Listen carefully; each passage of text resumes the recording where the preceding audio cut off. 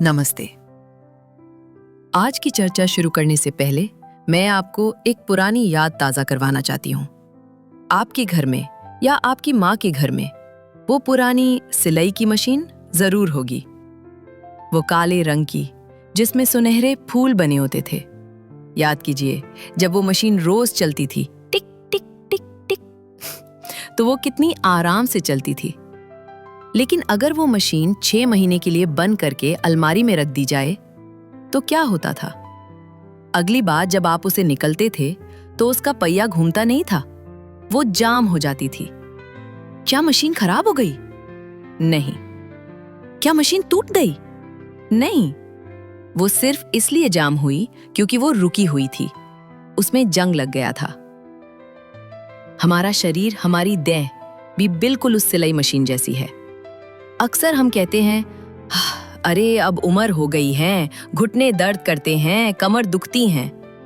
पर सच बात यह है कि आधा दर्द उम्र का नहीं है, आधा दर्द रुकने का है। हम बुढ़े नहीं हो रहे, हम जंग खा रहे हैं। आज मैं आपसे आपकी सेहत के बारे में बात करूंगी, पर कोई डॉक्टर बनकर नहीं, एक दोस्त बनकर, क्योंकि मुझे लगता है हमने आराम को कुछ ज्यादा ही गंभीरता से ले लिया है। चलिए थोड़ा पीछे चलते हैं, 70 और 80 के दशक में।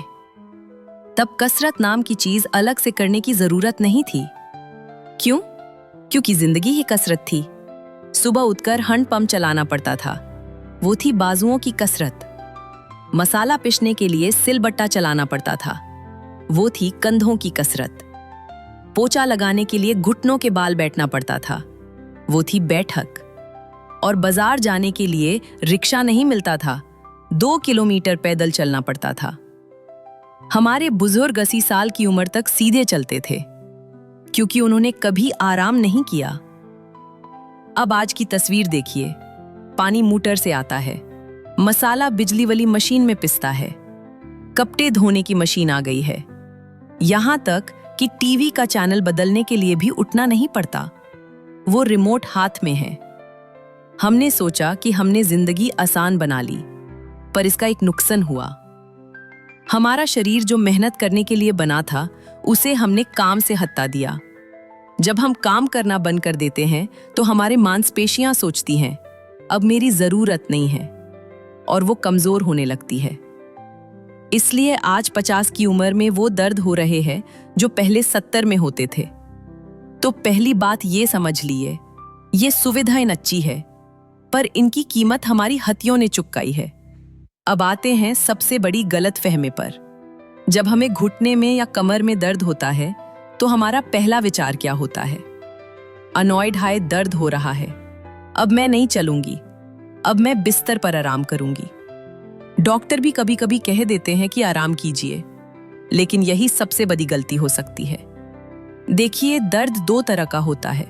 एक दर्द होता है चोट का, जैसे हड्डी टूटना, उसमें आराम जरूरी है। लेकिन दूसरा दर्द होता है कमजोरी और अकड़न का। अगर आपके घुटने में दर्द है क्योंकि वहां की मांसपेशियां कमजोर हो रहे और आपने चलना बंद कर दिया, तो वो पेशियां और कमजोर हो जाएंगी।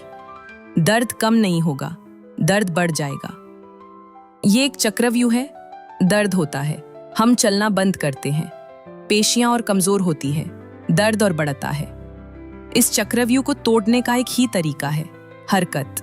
धीरे धीरे ही सही, पर चलना जरूरी है। बुजुर्ग कहते थे ना, चलते फिरते रहो तो हाथ पैर खुले रहते हैं। ये 100% वैज्ञानिक सच है। अब मैं थोड़ी कड़वी बात करूंगी, पर यह जरूरी है। हम सब बुजुर्गों का सबसे बड़ा दर्द क्या होता है? मौत नहीं, बीमारी शायद, पर सबसे बड़ा दर्द होता है किसी पर बोझ बनना। हम नहीं चाहते कि एक गिलास पानी के लिए भी हमें बहू या बेटे को आवाज देनी पड़े।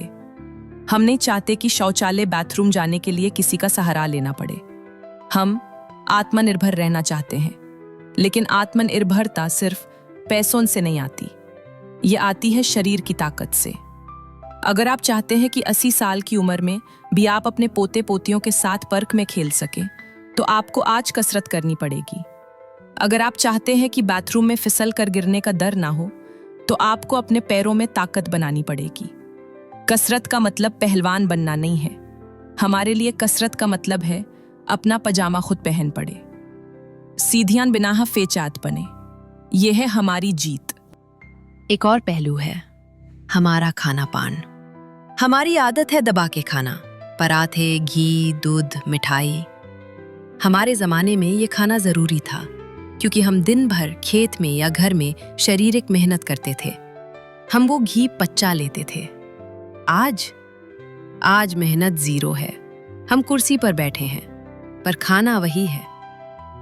गाड़ी का इंजन छोटा हो गया है पर हम पेट्रोल उतना ही डाल रहे हैं। तो वो फालतू एनर्जी कहाँ जाएगी? वो चर्बी बनेगी, वो बीपी की समस्या बनेगी, वो शुगर बनेगी। या तो खाना कम कीजिए या फिर मेहनत बढ़ाइए।